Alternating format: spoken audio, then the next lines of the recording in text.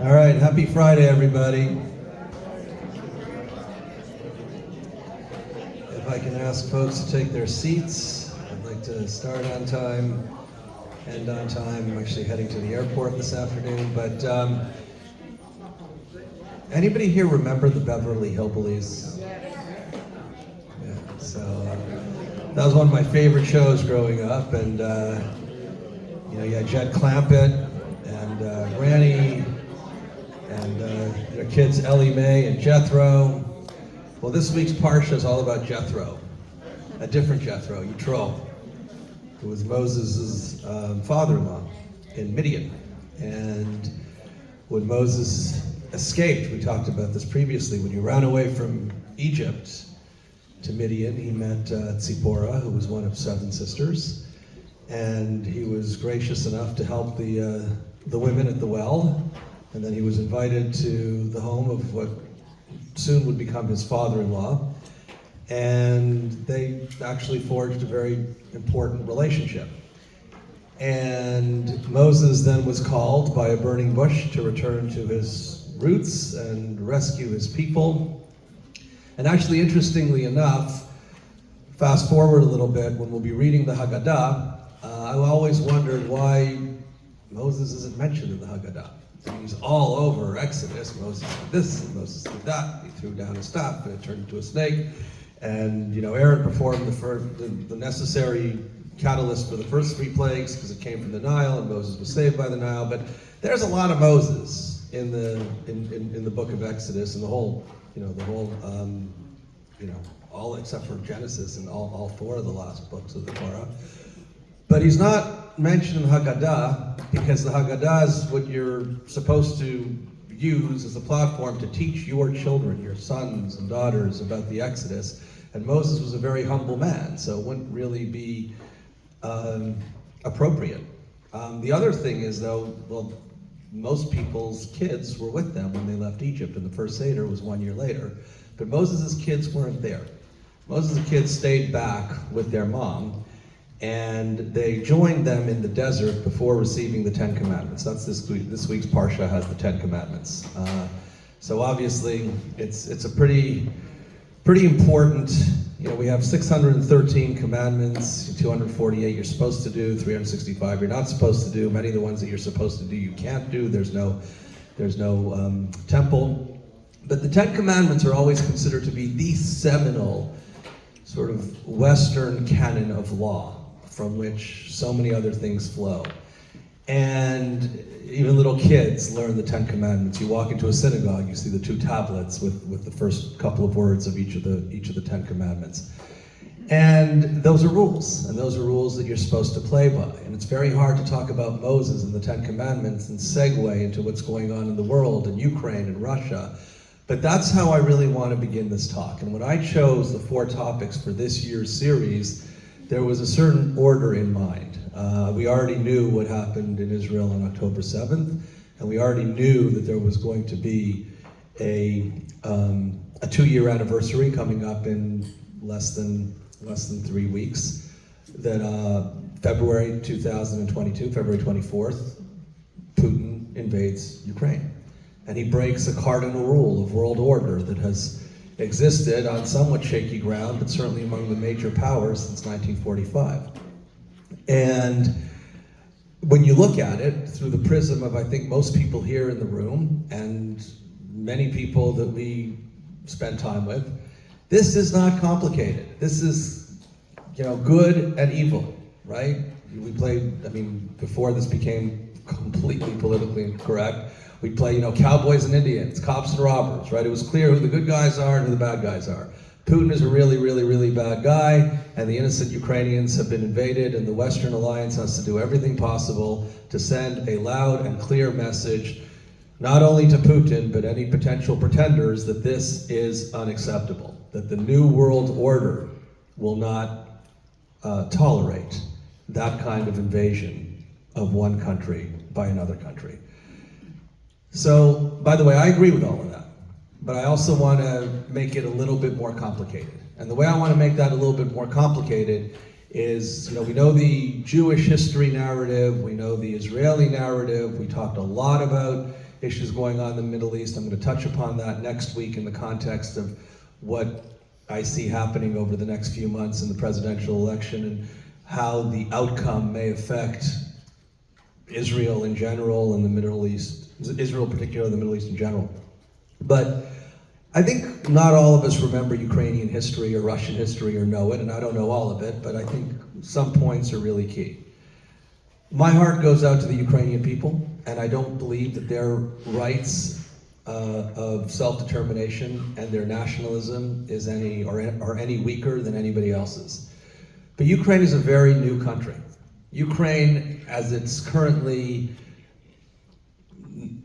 perceived, hasn't been around for a very long time. It was established in 1991 following the disintegration of the Soviet Union, and the country's enjoyed 30 plus years, or the first 31 years of relative peace. Obviously, you had the Crimean invasion in 2014, we'll talk about that. But if you look at it from the Russian perspective, if you get into Putin's mind, it gets complicated. So putting aside his comment early in his presidency that the greatest geopolitical catastrophe of the 20th century was the dissolution of the Soviet Union. I mean, let's think about that for a second, right? All of us here in the room are old enough to remember the 20th century. A lot of things happened in the 20th century. I don't know where I would rank the dissolution of the Soviet Union as a catastrophe, but it certainly wouldn't be anywhere near the top. But in his mind, this is the worst geopolitical catastrophe of the 20th century. And in his view, he had a role to reconstitute, in some other combination, that lost empire. But from a Russian history perspective, he's not off base, because Ukraine was very central and very core to Russian history. Kiev, or Kiev, depending on how you pronounce it, the current capital of Ukraine, was for many years the capital of Russia. Kievan Rus, going back to the 12th, 13th century, was the tribe that from which spawned the Russian people, the Ukrainian people, the Belarusian people, the Ruthenian people. But these were Kievan Rus. Kiev, along with Moscow and St. Petersburg, is central in Russian history. The Americans here in the room would remember Yorktown, where General Cornwallis was defeated by Washington, and that ended the Revolutionary War. Canada doesn't have a battle of that, but maybe the Plains of Abraham. Maybe the battle on the Plains of Abraham where Wolfe defeated Montcalm, and that was a seminal battle in Quebec City in 1760. The Battle of Poltava in 1709 is when Peter the Great defeated the Swedes and sent the Nordics away. Sweden, hard to believe, but in the 17th century, Sweden was a global power. And the Battle of Poltava in 1709, the beginning of the 18th century, ended any Nordic conquest in the Russian territory. In order to accentuate that point, Peter moved the capital from Moscow to St. Petersburg, which is much closer to Finland and Sweden and Norway. And that became the beginning of Greater Russia. So to say that Ukraine isn't part of Russian history is to ignore not just Putin, but his parents and grandparents and great-grandparents and everybody growing up, not just since the Soviet Union was established in 1917, but for centuries, Ukraine was very central to Russian identity. And Ukraine itself is an amalgamation of different territories that, like I said, had very little time as an independent entity. They were so Kievan Rus was overrun by the Mongol hordes in the 13th and 14th century. Then you had the Crimean Caliphate, and then you had some combination of the Grand Duchy of Lithuania and the Kingdom of Poland, and it was always occupied by somebody else. The Austro-Hungarian Empire owned or controlled parts of what are now Ukraine. This idea of Ukraine being a bastion of independent nationalism, fighting off this foreign invading army of conquering Russians, is very different from the Russian mindset. And because you do have a substantial portion of Ukrainians, or Ukrainian residents, who feel a very strong affinity to Russia. The Russians felt empowered. They felt more than empowered. They felt entitled. Even if you go back to Crimea, Crimea historically was never part of Ukraine. It was actually a gift from Gorbachev to not Gorbachev, from Khrushchev. Khrushchev gave Ukraine in 1954. Khrushchev essentially gave as a token of goodwill. It didn't matter, right? It's a whole Soviet empire. They didn't care. I mean, part of their modus operandi was to transfer populations, mostly Russian populations, to places that were problematic. So certainly the Baltics had a massive transfer of Russian speakers into places like Vilna, places like Riga, places like Tallinn. And the Khrushchev was not Ukrainian, but he did serve under Stalin as a sort of governor of a Ukrainian province before he became head of the Soviet Union, and that was a goodwill gesture. After Stalin passed away, he was Malenkov for a brief period, but then Khrushchev was the guy, and that was his way of consolidating the relationship with Ukraine, which was very difficult. The Ukrainians did not like the Russians. They fought a civil war around the same time that the Russian Tsardom was defeated by the Bolsheviks from 1917 to 1921. And then it was always very complicated to integrate. They were the most complicated of the provinces to integrate the Soviet Union. Stalin famously starved 3, 4, 5 million Ukrainians. People can argue about the numbers in a period called the Holodomor.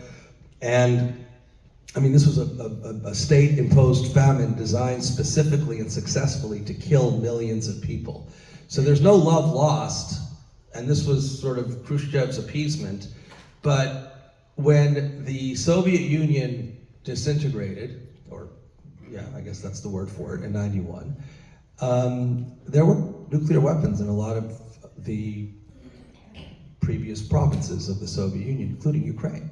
Ukraine had, I mean, Chernobyl famously, but Ukraine had a lot of the former Soviet Union's arsenal. And there was an event in 1994 called the Budapest Memorandum, where Russia signed on along with NATO and the EU, basically telling the Ukrainians that if you give up your nuclear arsenal, we will protect you. So that didn't turn out to be a very good deal. And in 1999, there was another protocol that enabled countries of the former Soviet Union to sign independent treaties, like if they wanted to join the EU, if they wanted to join NATO. And even in 2002, just 2 years after Putin assumed the presidency, he said that he doesn't have real objections to these countries joining NATO, but when they started, he had real objections.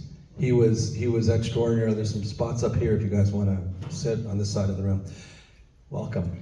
There were real objections, but I get it. If you look at it from the Russian perspective, the New World Order was supposed to include Russian integration into the West, and that's not what happened. I mean, Yeltsin was a bit of a buffoon, and the oligarchs took over the country, certainly economically, but also to some extent politically, and the entrenched power structure of the former Soviet Union was displaced. Right? That's why when Putin, who was part of the NKVD and the KGB, when he came back into power, it started to resemble much more of what it looked like before Yeltsin took over. And if you picture Ukraine in your mind, right? Ukraine is bordering many countries that for 45 years were part of the Iron Curtain, were directly under the Soviet sphere of influence.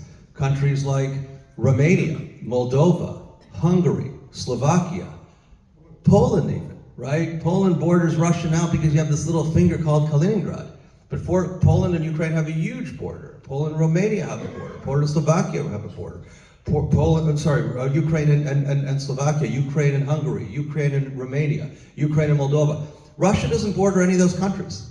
So, and many of them are members of the EU. And when Georgia and Ukraine mentioned that they wanted to join NATO in 2008, that immediately deprives Putin of any strategic depth And it doesn't look hunky-dory anymore. By that time, even though President Bush said he looked into Putin's eyes, he saw his soul, and he trusts him, I'm sure he'd like to take that comment back, but the dynamics were different. And I think that was early in the Bush presidency, in 2001, 2002. By 2008, I think people knew Putin for what he was, because he already had a massive cyber attack against Estonia in 2007. The Chechen, there were the two wars. Yeltsin ran a war against Chechen in the 1990s, then Putin targeted the Chechens, he targeted Georgia, he took back Abkhazia and South Ossetia. He was already saber-rattling a lot before the big one.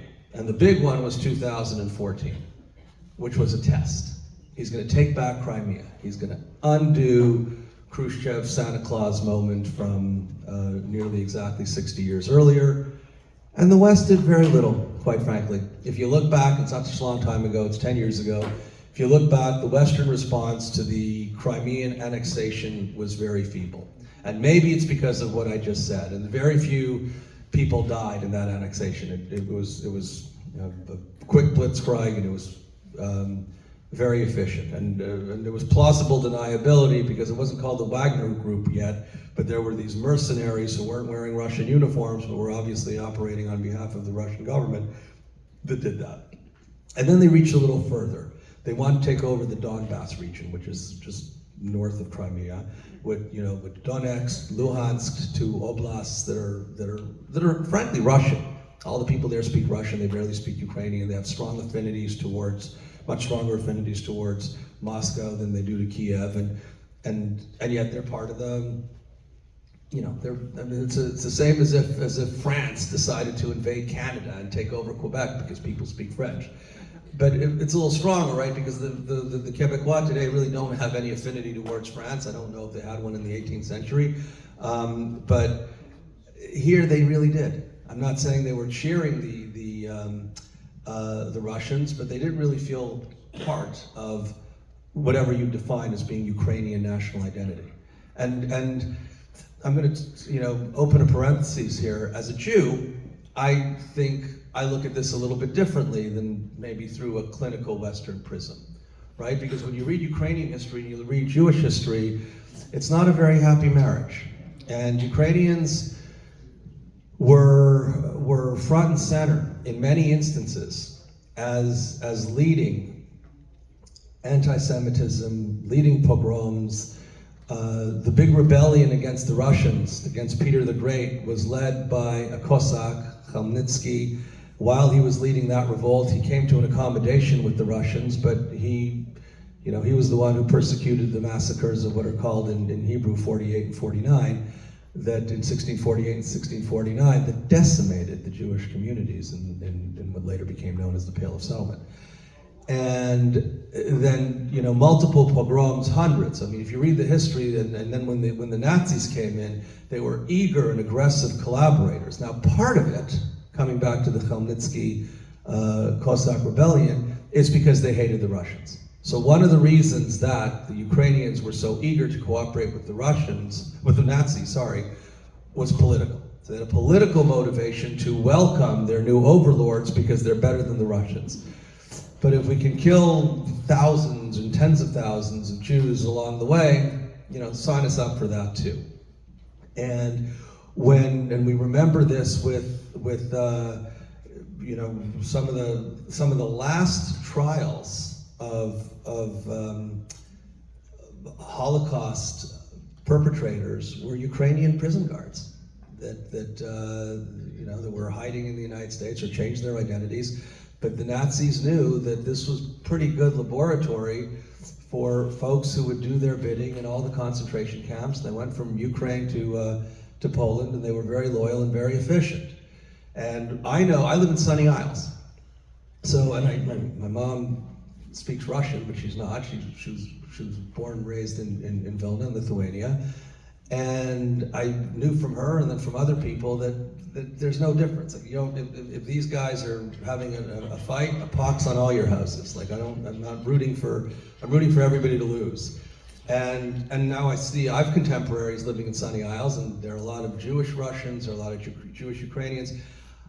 I certainly didn't make any distinctions up until 2022, right? People live in my building, people play in the park. They're starting now, the non-Jews in particular, are starting to make real distinctions. It is so interesting to watch a microcosm of what's going on over there, over here. And I'm not as attuned to it because I don't speak either language, but the Jews they're checked out. They're not taking sides. Israel was forced to take a side at the very beginning, so now we'll fast forward into 2022. And it was very difficult for Israel to take a side because the battle lines were not clearly drawn. I remember when people tried to handicap a potential range of outcomes early after the invasion started, March, April, May of 2022, nearly 2 years ago, they were very different than the way somewhat different from the way these outcomes look right now. But Israel was in a quandary because Israel obviously wants to line up with the West. This was a US-led moment. It was something that President Biden, I think, got a lot of credit for, especially after the debacle the previous summer with their exit from Afghanistan. This was a chance for makeup time, and I think he did demonstrate his foreign policy chops in a way that was much more impressive than he did 6 months earlier. But the United States was taking names. Are you with us or against us? Where are you lining up? And the West, NATO, the EU, lined up behind the United States. Other countries that they thought might, Brazil, India, didn't. They maintained their neutrality. Israel wanted to do the same. Obviously, they have a very strong moral, cultural affinity, economic, political affinity with the United States first and Western Europe second.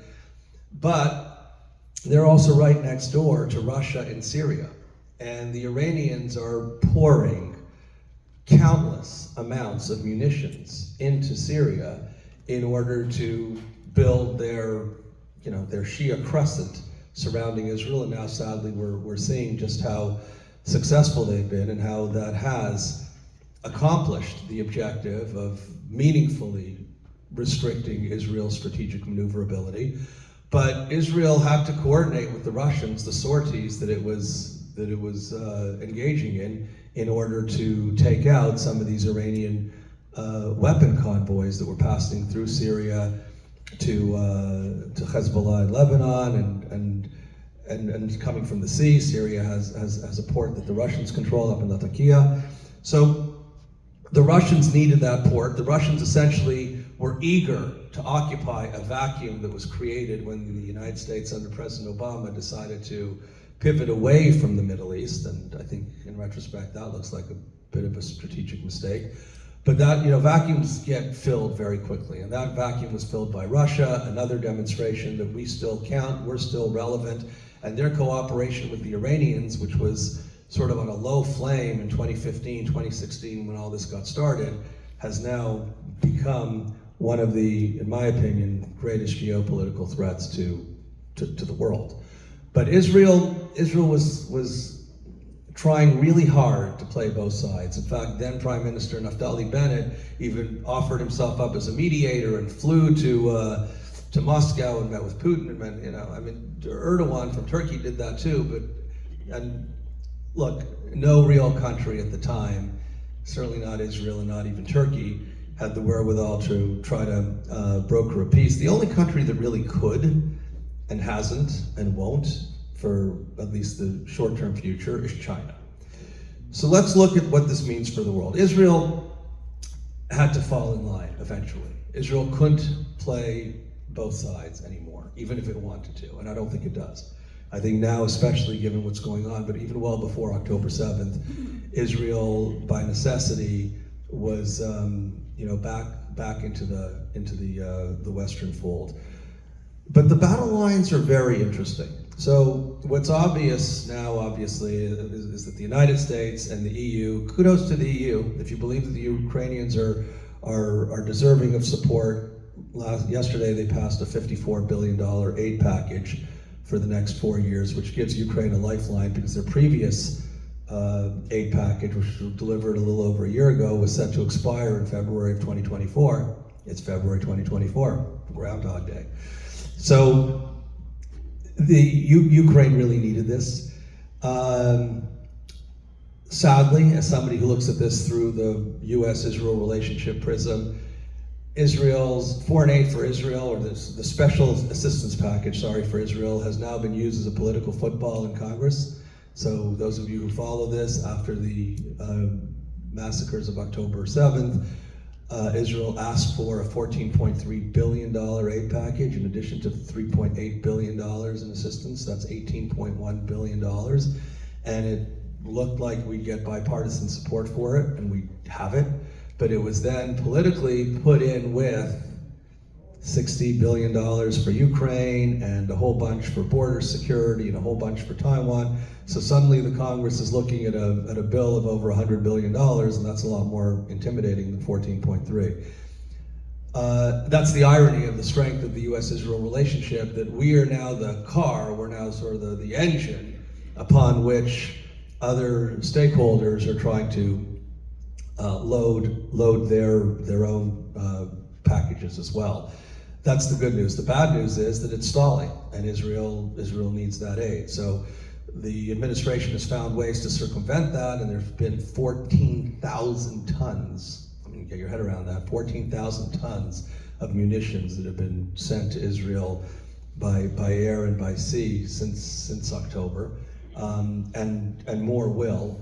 But I think personally, based on my conversations with people in Washington, that this will pass in some jiggered form. A standalone Israel bill, which is what we'd really like, probably won't happen. And even when the speaker suggested it, he put in a bunch of poison pills to defund the IRS. So it's sad and it's frustrating when you're in the sort of pro-Israel community that our issue is being used, if not so much as a wedge, then certainly as a tool to accomplish things that have nothing to do with Israel's security.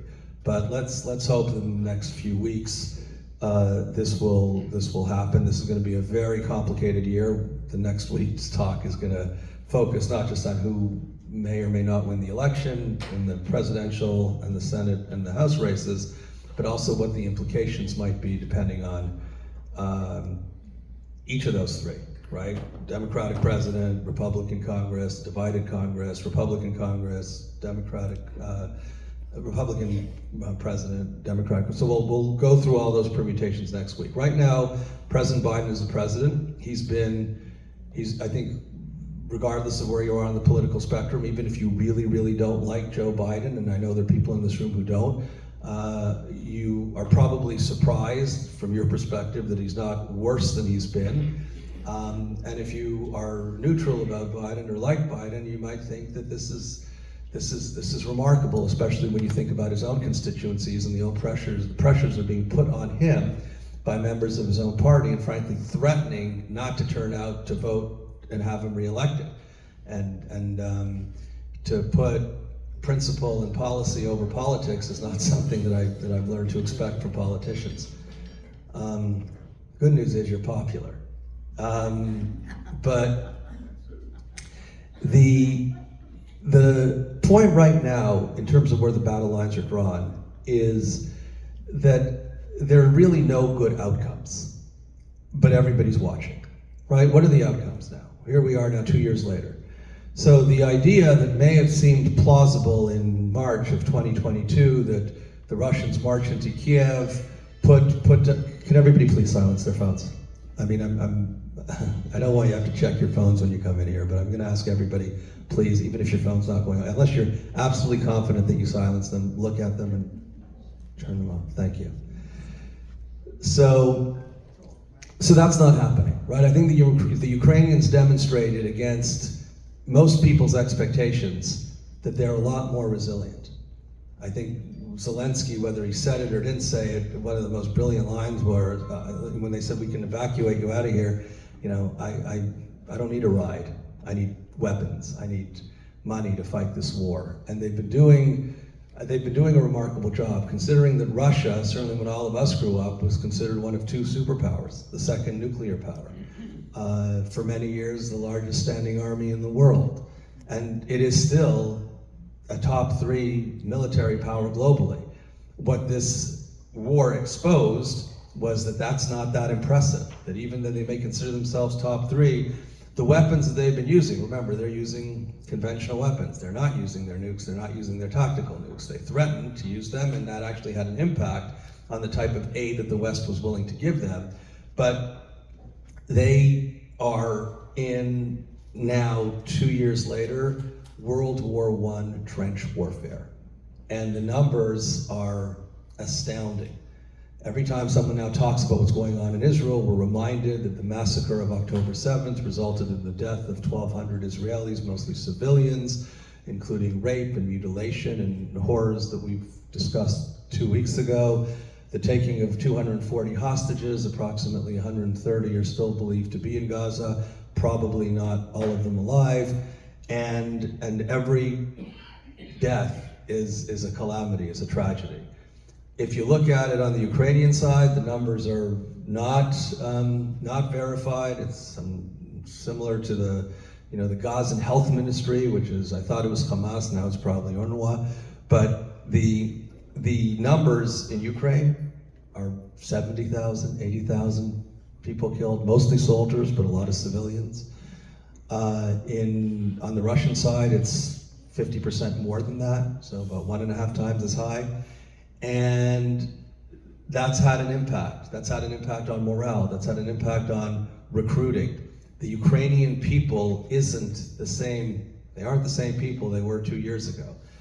They initially were very emboldened by not necessarily winning, but holding the fort. The Russians attacked from the north, from Belarus towards Kiev. They didn't get to Kiev.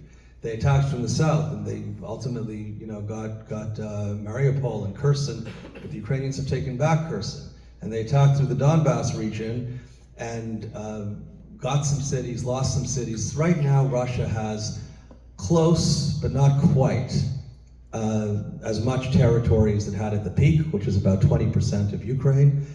And it's trench warfare now. This is really, if you want to think about the Battle of the Somme or some horrible things where just people are losing thousands of lives fighting over hundreds of meters, and it's that tight. And the people just don't have patience for that because it's a democracy, and Russia is not. So Putin has already emptied out his prisons. He'll just find more prisoners, and he just has a lot more people. Russia has over 3 times as many people as Ukraine. Ukraine has lost a lot of people. Many have been displaced. Many have left. Ukraine had a little over 44 million people when the war started. Now it's about 35.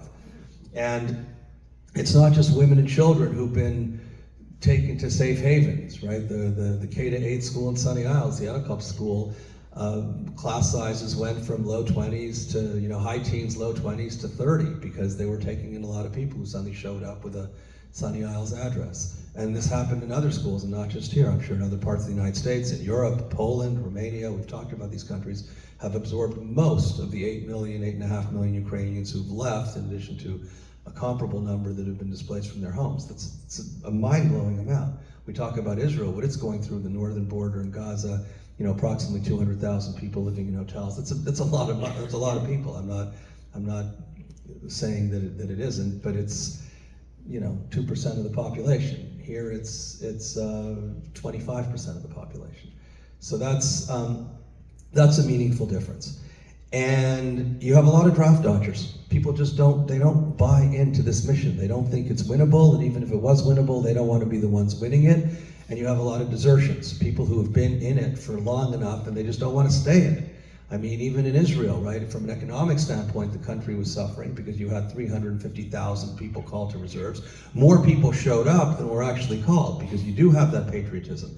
And I'm not saying that the patriotism dissipates over 2, 3, 4 weeks, especially when there's a mission that looks winnable. But here the mission doesn't look winnable, and people don't want to be perpetually in conflict, especially if their families are abroad. So you have draft dodging, you have desertions. And now you're seeing this percolate at the political level and at the military level. So, Vladimir Zelensky has become, for legitimate reasons, equated to Churchill in terms of his courage and standing up to state-sponsored terror like Putin's. Not that dissimilar from what Churchill dealt with in the early 40s, but he's losing control of his army to some extent. So the head of the Joint Chiefs of Staff is a guy named Valery Zelensky. He's got Zelensky and Zelensky. Zelensky actually is sort of the Ukrainian equivalent of Yoav Gallant, who's the defense ministry in Israel, that Bibi tried to fire back in the end of March because he said that maybe judicial reform is not being done in the most effective way, and it's actually having an impact on military morale. And Bibi felt if he can fire Noah Tishby, he can fire Yoav Gallant, and apparently Yoav Gallant has better PR because people went into the streets, and he didn't formally withdraw the dismissal, but Yoav Gallant didn't go anywhere, and a week later he was still there, and people pretended that nothing ever happened. Same with Zelensky. Zelensky has been in the press, probably not authorized because Zelensky wasn't happy about it, and he basically said, we're not doing as well as we thought. This counteroffensive has not succeeded. And it wasn't sort of the Zelensky line is, give me weapons, give me money, give me weapons. I see where he's coming from. I'm not pointing a finger at him. I mean, I think most people would do the same. He's running around basically begging the world, cajoling the world, nudging the world, whether it's in Davos or Congress or the Knesset, any place that'll let him in. He's Jewish in Jerusalem. I don't know what he is in other places, but we need the money. This is mission critical. This is survival. And he's gotten it. Look what the EU did yesterday. I was surprised. I was actually pleasantly surprised because the EU has a rule that it has to be unanimous. You've got Viktor Orban in Hungary who's trying to hold the rest of the EU hostage, but he was basically counter-threatened by other members of the EU who said, really? Well, there's things that we can do to you, Hungary, if you start playing these games. We need to give Ukraine this money. And it's not just being charitable to the Ukrainians. It's the feeling that we could be next. If you're in the Baltics or you're in the Nordics, you're seeing Mother Russia again, and you have your own history. And a week ago, Putin actually flew to Kaliningrad. And for those of you who don't know, it's like a little spitz. It's maybe 80 square miles. 80 square miles is 8 by 10 miles. I mean, it's a lot smaller than Miami. And it's smaller than the island of Montreal. I mean, this is really a little sliver of land nestled between Lithuania and Poland, and it was ceded to Russia as part of the Potsdam Conference. It was Königsberg for years. It was part of the Austro-Hungarian Empire, and Immanuel Kant lived there, wrote there, but suddenly now it's Russian. It's been Russian since 45. And that's a signal. That's sort of saying, we're still pretty close to you, Lithuania, to you, Estonia, to you, Latvia, and Sweden and Finland. Finland actually just recently joined the EU, and Sweden is on deck, and Erdogan finally said it's okay. We're waiting for Orban also to agree to Sweden's accession, and they will. So one of the reasons why they're doing this is to send a message, a very powerful message to Russia, that if we're going to play a waiting game, we can play that game with you. And I don't know that they're right. I think that it's buying another $54 billion of time. I don't know how much time that buys you. I remember as a little kid, I'd have like some change. I'd ride my bicycle to the corner store, put the change on, and say, how much candy do I get for this? I don't know how much time you get for $54 billion. And I don't know if the other $60 billion is going to come from the United States. I think that there is money. There are over $300 billion in assets, in Russian assets that are frozen in European and American bank accounts. The argument is that if we take that money, essentially steal that money, because it's not ours, but if we steal the money from the Russians and give it to the Ukrainians to continue what they need to do militarily and rebuild their society, there's more than enough. $300 billion is more than twice of the estimates of what it would cost to do all of that. But the counter argument is that that would disrupt the world order. Well, isn't that what this is all about? Wasn't the world order just disrupted when Putin invaded Ukraine? So yes, clearly, But this has really never been done before. Belgium started taxing the profits of that money. Ironically, Belgium's not a very meaningful country from a geopolitical standpoint, but when there are real crises, they seem to be a flashpoint. So what they did, they set a precedent now by essentially taking the taxes on gains generated from the money in Belgium. Actually, most of the money that's being held in Europe is being held in Belgian bank accounts. And I think that's sending a signal to other countries, you can do this too. Your contribution to the Ukrainian war effort can come from taxing, first of all, profits. You're entitled to tax, the money's there. And then eventually you can start being a little bit more generous and funneling it to where you think it ought to go. But the United States is not that close to the fight. Americans have serious Ukrainian fatigue, particularly the Republicans. They feel this is not our fight. They see that there's a lot of corruption. Ukraine was ranked the most corrupt country in Europe even before all this started. And frankly, when you throw over $100 billion in some place, there are going to be some people who will help themselves, and they have. And some of this has been exposed, and a price had to be paid. But it's I think a very small percentage of the financial shenanigans that took place were exposed. But morally, you ask yourself, right? If 36 million people need a certain amount of help, and just a few thousand comes back to, we talked about Abraham being the first human rights advocate. If I find, 30 million righteous people as opposed to 5 million thieves, should the 30 million righteous people, and there aren't 5 million thieves, whatever it is, it's a small percentage of people, but there are enough there to make decision makers very wary, especially when things cost money at home. And they don't think about it the same way Europeans do, right? I had a conversation with members of Congress, and we realized what the cost is to send money to Ukraine, right? Okay, $60 billion. That's what the ask is in the current proposal that's funneling its way through both houses, through the House and the Senate. And what's the cost of not doing it? So one pretty funny congressman just north of here, Jared Moskowitz, said, Poland. That's the price of not doing it. And if it's not Poland, it could be Poland and Lithuania and Latvia and Estonia.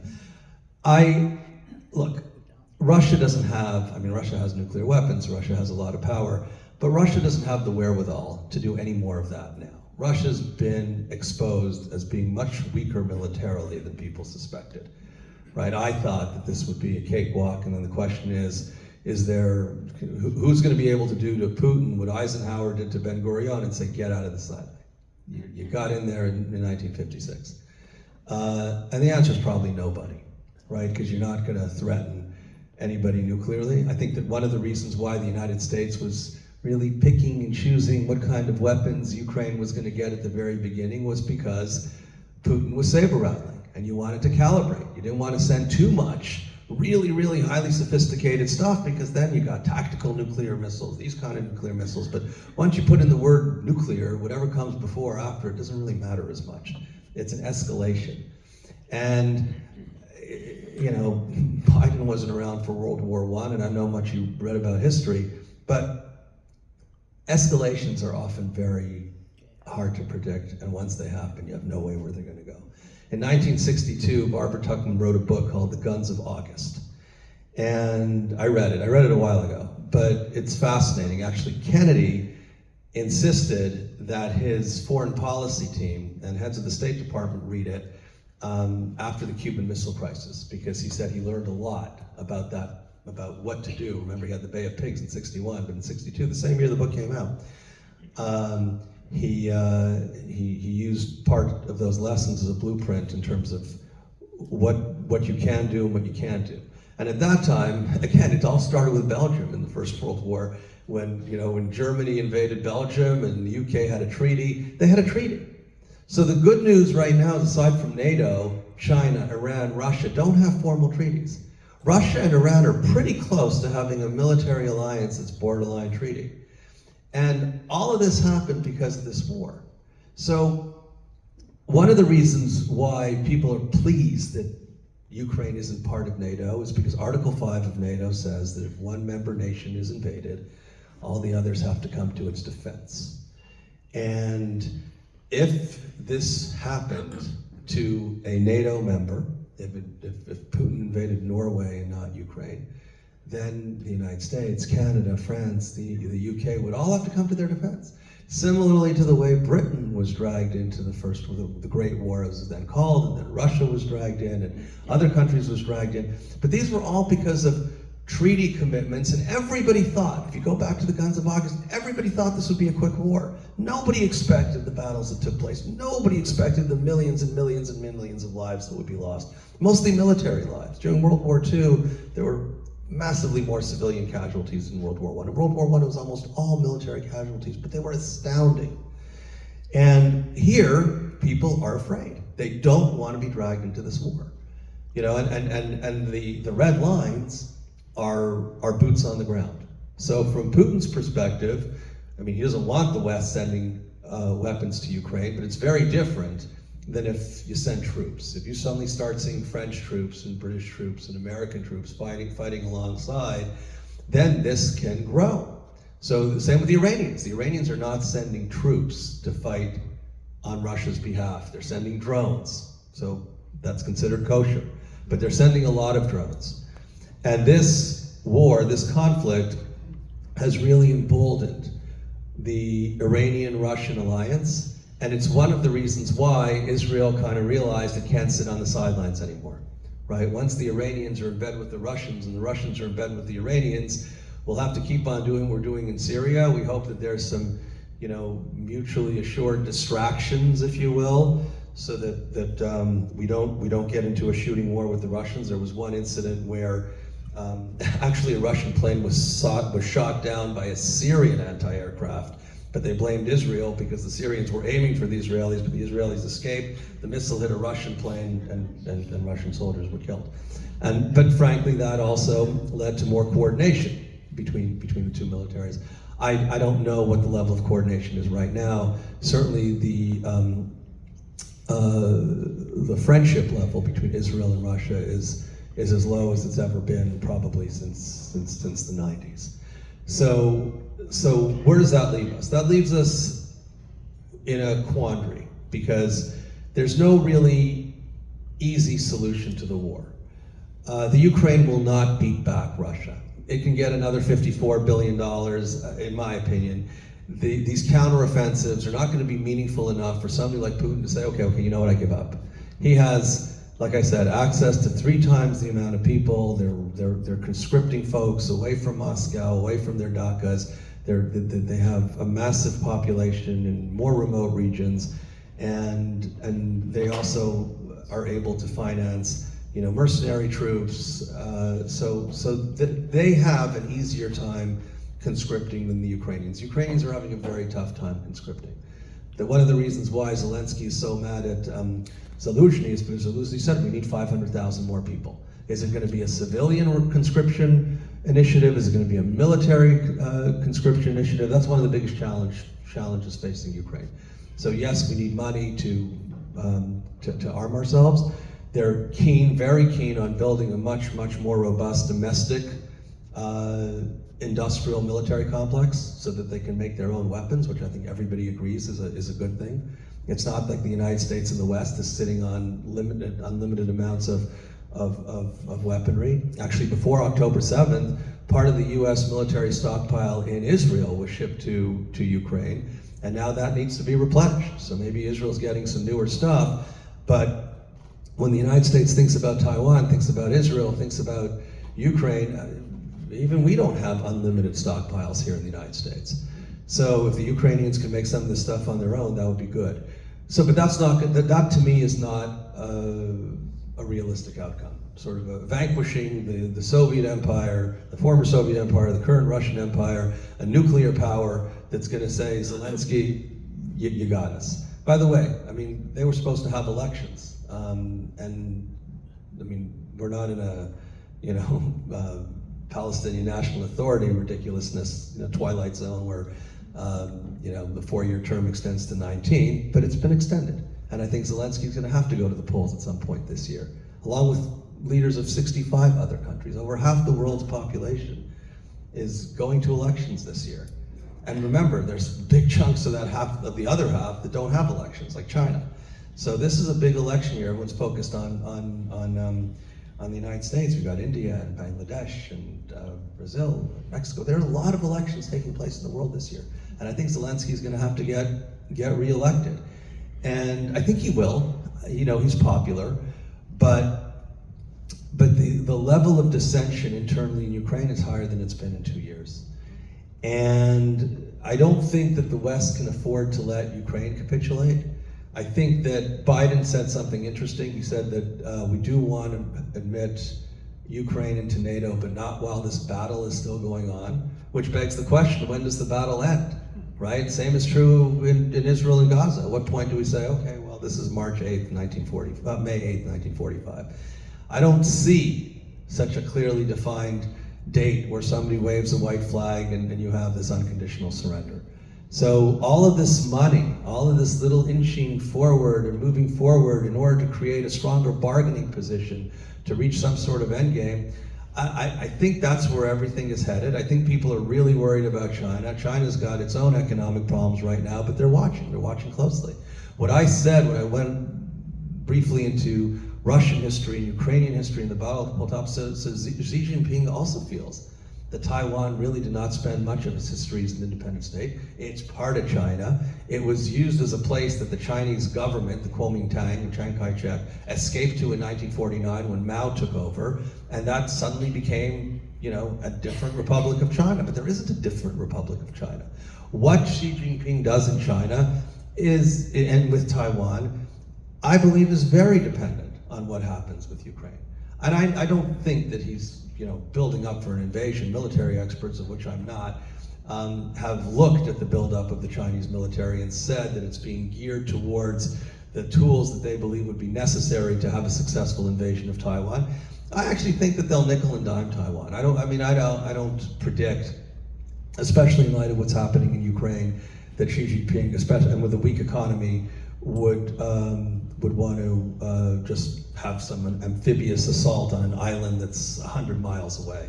I think that what's more likely is that they would sort of flex their muscles as they've been doing. They've been doing in the South China Sea and the East China Sea, and they would, although what they did with Hong Kong. You know, in 1997, when the British left Hong Kong, it was, you know, one state, two systems. It hasn't, but that was incremental. If you go from 1997 to 2024, it didn't happen overnight. Now Hong Kong really does look and feel like just another city in China, but didn't start out that way. And I think there are other things that China can do with cyber attacks and erosions of Taiwanese autonomy, maybe stopping ships that are going towards Taiwan and insisting on saying, well, they're going to China, so we have customs inspection rights and privileges as if they were going into Shanghai or Shenzhen. I don't know if that's what they'll do, but I think that it's going to be much more of an incremental encroachment on Taiwanese sovereignty than just sort of some giant, you know, June 6, 1944 assault on the island, my personal opinion. But whatever they choose to do is going to be somewhat indexed to what they see going on here. And the China-Russia relationship is not the same as the Iran-Russia relationship. The Iran-Russia relationship is really a marriage of two, I would say, relatively weak autocracies that feel that they're much stronger when they're together. And they need each other, right? The Iranians have managed to build some pretty sophisticated drones.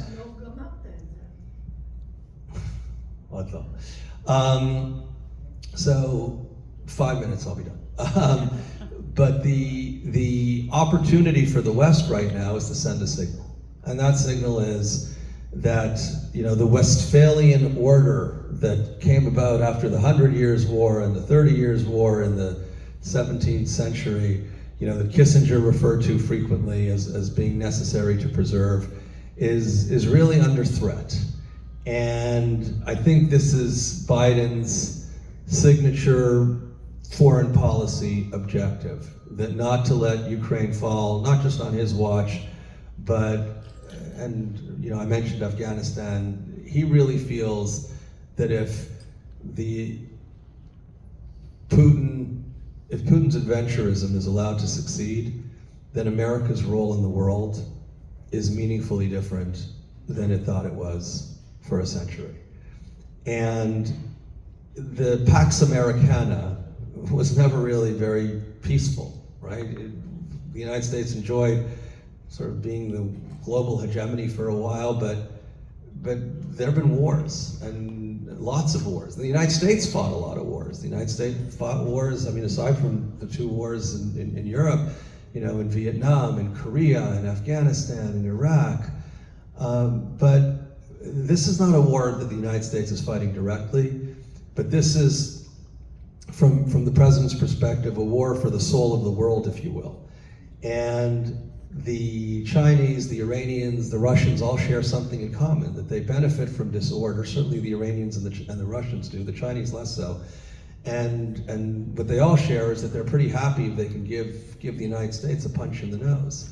And next to NATO, there's some other organizations that I want to mention. One is BRICS.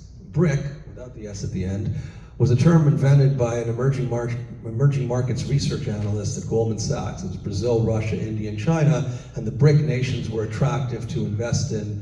This was back in the 90s, and they added an S and it became South Africa. They've added additional nations to BRICS. So in addition to Brazil, Russia, India, and China, and South Africa, you have Iran, you have Egypt, you have the UAE, you have Ethiopia. So somewhat strange bedfellows, and it's supposed to be an economic association, but it's also a political association. Anybody who doesn't appreciate that distinction, I think, is missing something. By the way, for the Canadians in the room, the person one of three people who instituted that in NATO was Pearson. NATO was set up exclusively as a military alliance in 1949, and then you had the three wise men, Pearson from Canada, Harvald Lang from Norway, and Gaetano Martino from Italy. They were called the three wise men, Gaspar, Balthazar, Melchior. But instead of gold, frankincense, myrrh, they said political cooperation, political affinity among military allies is critical for the military alliance to be successful. Because if you don't have shared values, if you're not cooperating economically, if you're not sharing a perspective on the world, the incentive to maintain that military alliance is going to dissipate quickly. And that's where I think President Biden and the leaders of the EU really feel that this is crunch time. If they want to be faithful to those three wise men who back in 1956 upgraded NATO from a purely military alliance to a geopolitical alliance, this fort has to be held. And China has, their Belt and Road Initiative. They have something called the SCO, the Shanghai Cooperation Organization. India, by the way, is a member of BRICS, and it's a member of the SCO. And I think India is today, as I stand here, the most underappreciated political force in the world. The fact that they're a member of both of those organizations, they're not a member of NATO, but love him or hate him, I think Modi, if you look at his role in the world right now, he's not talked about enough. And I'm not here to give anybody investment advice, but I think that that's definitely, certainly if you believe that countries with a lot of people can produce more, make more, I think India is a very appreciated and overlooked country. And I think the fact that they sit on both those platforms helps explain why they weren't as quick as the United States would have wanted them to be to get in line behind Russia. Russia, by the way, is also in both those platforms. But in the SCO, you've got sort of a roster of rogue nations. You've got Kyrgyzstan and Tajikistan and Kazakhstan and Iran and Pakistan. Afghanistan was relegated to non-participating, but they were close to one of the original members. But they don't have any real economic power. And this comes back to the genius of the three wise men. They don't have any economic power, and this idea, coming back to, can we take the Russians' money? It's their money. Can we take the Russians' money and divert it to places where we think it would be better deployed? The fear is, well, that is going to immediately lead to the erosion of the dollar as a global currency. But they've tried that anyway, right? I'm not suggesting that we take that money, although I wouldn't be sad if they did. But people have tried to have, I'm not talking about Bitcoin, people have tried to take pot shots at the US dollar.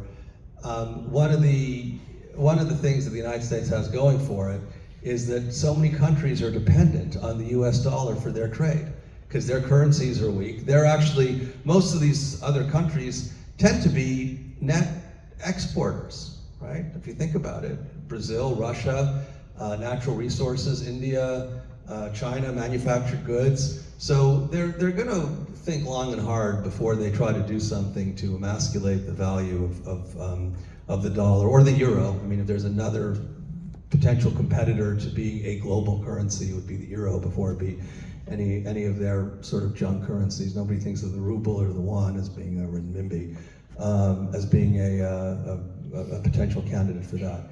But I think that the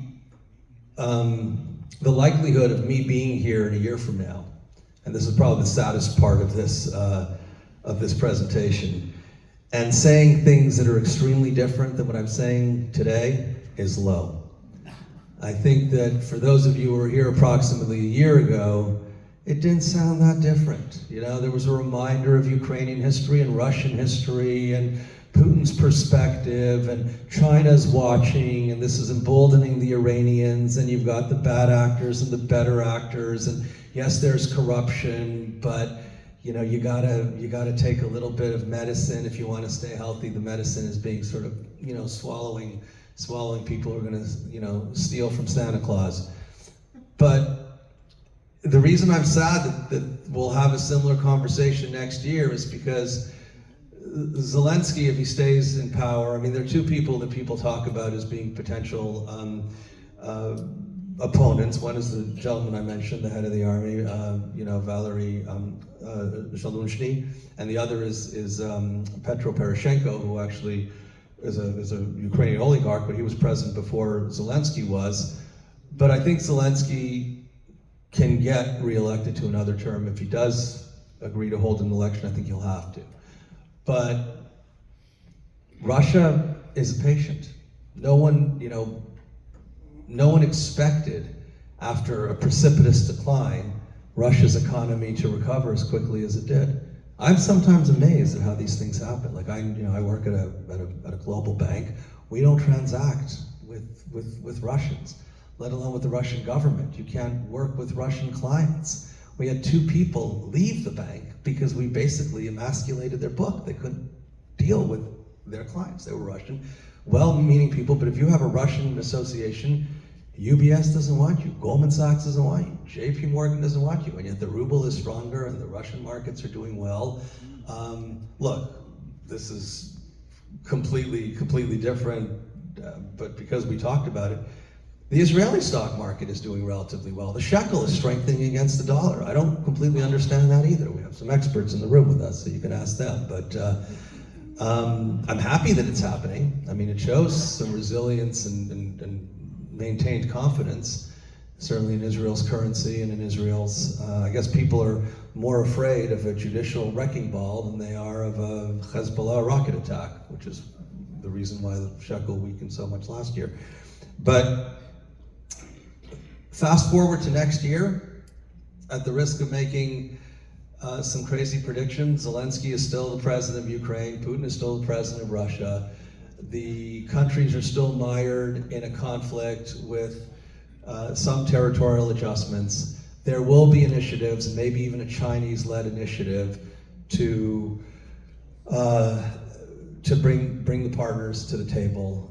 Some outcome might be the Ukraine joining NATO and/or the EU in exchange for Russia being able to keep part of the territory that it took by force. I think that'll be a tough pill to swallow for everybody. But then once Ukraine is part of NATO, if that can be determined according to the Biden doctrine that you know, the war has ended, then it'll be much more difficult for Russia to do what it did again. And by the way, Article 5 doesn't force NATO members to support another NATO member if they're on an offensive war. So if, for example, this was agreed to, and then this or some future Ukrainian leadership would come in and say, well, we want to get Donbass back, we want Luhansk, we want Donetsk, we want Mariupol. The other NATO members, even if Ukraine was a member, wouldn't have to do that. Most importantly, in 1 year from now, there may or may not be another president. And so I think more than any of the other factors that we've discussed, who, you know, Bibi is trying to outlast Biden. Biden's trying to outlast Bibi. Trump is, certainly call him the elephant in the room, the 800-pound gorilla, but he is the T factor, the T-Rex factor. And that's going to be the biggest difference in terms of what one says today and what one says in February of 2025. Who the president is. The composition of Congress is important, but from a foreign policy perspective, it usually starts at the top. I'll take questions. Yes. I'm wondering, you mentioned that Iran and Russia, especially today, really became like a marriage. They were partnering, especially in Syria, for the last years already, but more in a competitive way, even, which was very good for Israel, that Russia took so often the blind side, and Israel did what it had to do. Now you mentioned that the Russian and Israeli relationship is pretty low still. It looks like Russia is still doing a blind eye what Israel is doing. So my first question would be if Russia can't do something against Israeli attacks, or simply still accept them, and for what reason they do accept them. But the question what really triggers me a lot for the last month, we see this marriage like becoming bigger and bigger, and so far we only see what Russia is getting from this marriage, those drones and other weapons, what they use, especially in Ukraine. But what does Iran get from Russia? I think the media doesn't report a lot about this, and especially from the Israeli Jewish perspective, I'm very afraid what Iran is getting back from Russia in this marriage. I'll repeat the question. So I equated sort of the Russia-Chinese, the Russia-Iranian relationship to a marriage, or that there's a much stronger alliance, borderline military treaty alliance as a result of this conflict. And the question is, it's clear that Russia is getting, or the media at least is reporting that Russia is getting these drones. What's Iran getting? And Iran is getting a lot of political and diplomatic cover. It has a former superpower and still very formidable global player completely in its camp. I can only speculate whether they're getting nuclear cooperation, but I would be very surprised if Iran wasn't benefiting from Russian expertise in this decade, like Israel benefited from French expertise in the late 50s, early 60s, which is one of the reasons why a lot of us sit here frustrated. Why don't we just take out the Iranian nukes? Let's take them out. Well, that's one of the reasons. That's one of the things that Iran is getting. Iran is getting yet another arrow in its quiver, a defensive arrow, if you will, that is an impediment to any country thinking without a formal declaration that if you nuke them, we'll nuke you. But there is a nuclear power that's pretty deep in bed with the Iranians, and either directly by helping them accelerate their progress to nuclear weapons, or indirectly by giving them diplomatic and potential military cover in the event that their installations are attacked. I think that's a very big deal. Yes. One observation, one question. I was in China about 10 years ago, and we're driving to, I can't remember, it was either Shanghai or Beijing, and I saw all these buildings that were built, but they were shells. Yeah. No one was living there. And then someone said to me, who was more aware of what was going on in China, that the Chinese were hoping that people in the rural areas would come and move into cities. That never took place. And that altered my strategy in terms of investing. And I'm wondering if the problems in China are a lot more severe than what the media is portraying. And we have, and I'm not suggesting that China is a paper tiger. I think they're certainly a formidable opponent, but I don't know how really strong they are economically to get involved in a major military activity. Yeah, I think that's a great point. So Harm's observation was he saw, look, for decades, China was building the equivalent of a new Philadelphia every year. I mean, massive construction, because there was a migration from the rural areas to the cities, and the expectation was that might continue. Now, what happened was you started developing a middle class. People didn't want to work for such low wages, so much of the low-end manufacturing that was, and they were also improving technologically, so they were able to do some higher-end stuff. So a lot of that was moving to places like Myanmar, like Vietnam, like India. People were even finding it profitable to do it closer here, El Salvador, Mexico, Guatemala. But, so you're right. So there was a massive property speculation, which a lot of people, including the government itself, losing significant amounts of money. And I think that's one of the reasons why a large-scale, in-your-face military attack by the Chinese is unlikely. The Chinese are pretty sophisticated, and they don't have any meaningful internal dissent. There's nobody within the government to stop the government from doing what it wants to do. And therefore, the biggest threat to their stability would be civil unrest.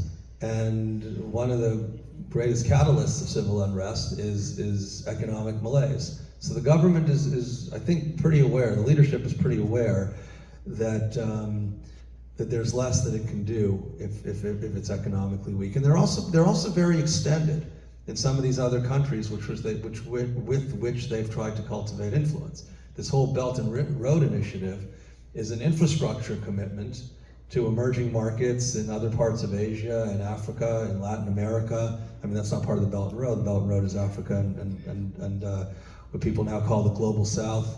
But China is strained, and I think you're absolutely right. I think the correlation between military assertiveness and to a point, right? There are some countries that will go overboard militarily in order to become more popular at home or hide the economic malaise and as a distraction. But I think the Chinese are a lot more sophisticated in calibrating that. Yes, you, and then we'll go to the next table. First of all, thank you. You're welcome. Thank you. Secondly, this has nothing to do with Ukraine, Russia, China, Israel. It has to do with your public speaking. If you could give us one piece of homework to walk away with, I'm blown away on how you're presenting with not one note, not one guitar. I'm so impressed. I'm thinking many of us are involved in philanthropy, in our communities, in our Jewish world, and we public speak. Can you give me and us one skill or one piece of advice? Like, how do you do it? Just make it up as you go along. The question, I mean, I'm embarrassed to repeat it, but it was quite a flattering question, that there is a skill to public speaking that I may have, that you're asking me to share. Honestly, speak from the heart and think about who your audience is on multiple dimensions. And I really appreciate the question. First and foremost, and I mentioned this before, have a sense of who you're in front and don't waste your time if you realize you can waste your time. There are too many people out there who just will never be convinced. And you're less likely to run across them than maybe your children or your grandchildren on college campuses, where there's a much greater diversity, much greater variability in thinking. We tend to live a lot in our own echo chamber, even though as Jews it doesn't feel that way. And then try to tell a story, because we have a great story to tell. And it's not by accident that I start or end many of my remarks with a biblical narrative, reminding us that this is all being shared in the context of a very rich tradition, a very proud history, and you're doing yourself a disservice if you can't find a positive lane in which to share that message. Thank you. My question is, why did Russia invade Crimea and Ukraine under the administration? No. Let me give you a little bit of background. Okay. So you know what's coming. Yeah. Anyway, in Syria, Obama had the red line, Yeah. and he didn't do anything. Then he invaded Crimea. to prevent a deal. What happened to Afghanistan? Russia looked at that, and they invaded Ukraine. And respective views, but I think Biden did a terrible job in Ukraine because he was reacting, not acting. And his main speech was before Russian invasion is, if Russia invades part of Ukraine, I'll give a second sanction. He didn't give the full sanction, he didn't show the full strength, he didn't send away the weapons of Ukraine for defense, not offense, because he was afraid. Anyone who's afraid, our nation would think advantage. The same thing would happen with Iran. For 2 years, Iran asked Iran to make a deal. If the Mullahs tell you they want to kill you, believe they want to kill you. Yeah. So for those who didn't hear the question, so I was reminded that both the Crimean invasion and the Ukrainian invasion took place under Democratic administrations, Obama in 2014 and Biden in 2022. Obviously, this would never have happened if there was a Republican in the White House. And I'm not saying that cynically. That's how I heard your question. I'm filling in the blanks. And that Biden has been very weak in Ukraine because he basically said, like Obama had his red lines in his administration, and then his then Secretary of State, after those red lines were crossed, said there will be very small strikes. It'll be on a Tuesday afternoon in this home. Don't go there. I thought that was ridiculous when Secretary of State said the pinprick strikes, and I do agree that Afghanistan was looked at as weakness, but I want to go back to what I said earlier, that it's easy for us to sit here and say it was a mistake. It's easy for us who prioritize Israel's security first and foremost to think that all available resources and even some unavailable resources ought to be diverted or created to take out Iran's nuclear capabilities, because that is an existential threat to the state of Israel and quite possibly Jewish people. I can't expect the president to think that way. And I'm coming back to the answer to the question over here. We are living in a multipolar world where things are much more complex than they feel to us. Things feel very simple to us. Good guys, bad guys, Iranian mullahs, they want to kill us, let's get them first. Take them at their word, and we should. We should take them at their word. I'm not saying that we shouldn't, but I think we underestimate the role of the Chinese, we underestimate the role of the Russians, we underestimate the possibility. I don't know where I would put it on a probability distribution diagram, but there is some possibility that these escalations spiral out of control and other actors feel like they need to get into the fray under the banner of Islam, under the banner of jihad, under the banner of global totalitarianism and autocracy. And I think that there are people who are sitting there with responsibility for making decisions who feel differently than we do. That doesn't make them right, that doesn't make us right, but I think it tried my best attempt for you to appreciate why things take place and why decisions get made that are pretty different from the decisions that you might make or I might make if they were ours to make. Last two questions. Okay, I'll take all four together then, sorry. I'd like to agree with this lady about your being a brilliant speaker and clearly a very knowledgeable person. I'm going to ask a question about one little tiny corner of your speech. You said Belgium is trying to tax the gains on the Russian segregated money.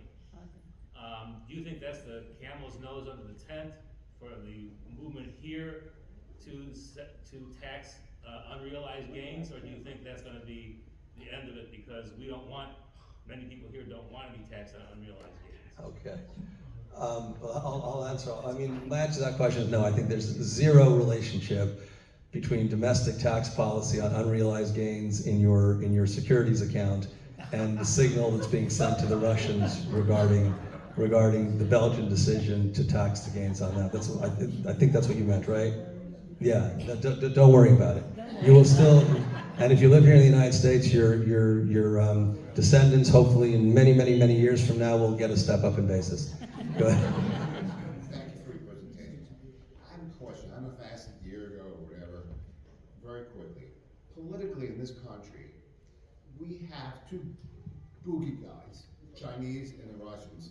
Yet, there seems to be a Republican, how do you want to put it? They hate the Chinese more, and the Democrats hate the Russians more.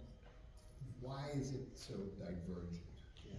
Why can't we all just get along and everybody hate both of them? We may get there. So I don't think it's that facile. I think that there isn't a real love for the Russians by the Republicans. I think that there was a Republican, and may again be a Republican, who admired the autocratic. We use the word hate then. Why is one hating the others? I mean, so I don't feel that way, and I know I'm now thinking of my friends in Congress, both Republicans and Democrats. I think we're wary of both countries, just in different ways, and I think increasingly we're going to have to be wary of both countries in more and more similar ways. I'd like to see a different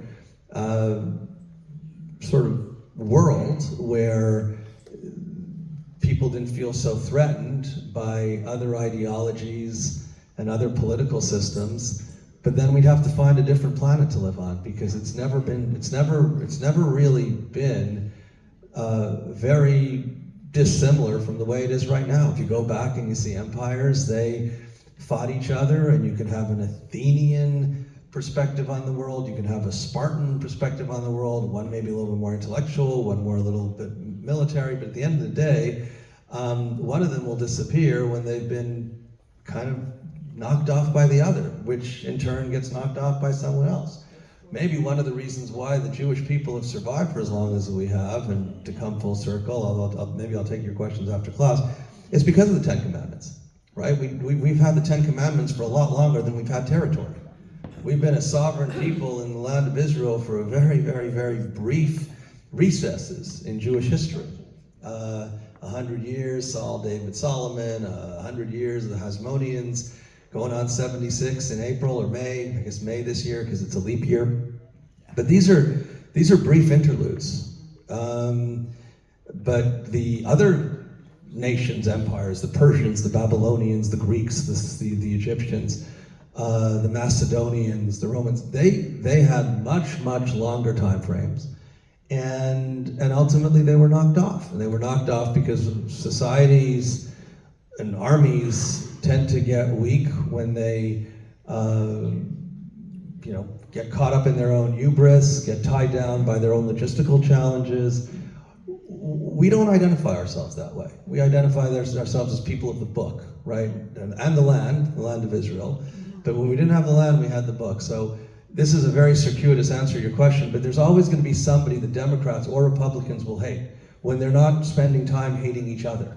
You can't be a Canadians fan unless they're the Maple Leafs, right? You can't be a Yankees fan unless they're the Red Sox. So I don't mean to be so facile and equate geopolitical tensions to sports, but if there wasn't a China, if there wasn't a Russia, we'd have to make one up. Because, and by the way, the Russians, there's really no competing party in Russia, so Putin needs us in order to be able to continue being Putin. And Xi Jinping needs us in order to keep being him. So I'm not naive to think that that'll ever end, and I think this is actually one of the things, hopefully like support of the state of Israel, that isn't really drawn on party lines. It'll end when the aliens in space come. Yes, yeah, Marjorie Taylor Greene, right? We got our little space lasers. Okay, I promise these two questions very quickly. We used to hear about Putin wanting neutrality for Ukraine and a seaport on the Black Sea. Are they still up as issues? And is there, how would that be for the future of Ukraine? Well, they have a port on the Black Sea. Putin wants neutrality for Ukraine. Well, that's kind of what I hoped I said at the beginning. That one of the reasons that got Putin's nose out of joint was that Ukraine wanted to join NATO, and I think that was probably not the best choice. I think that if they really wanted inclusion more to the West, they could have started with the EU rather than. I'm not going to take any more questions. I'm sorry.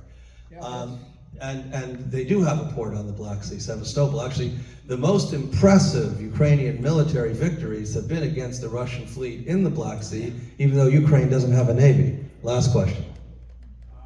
I'd like your opinion on why, when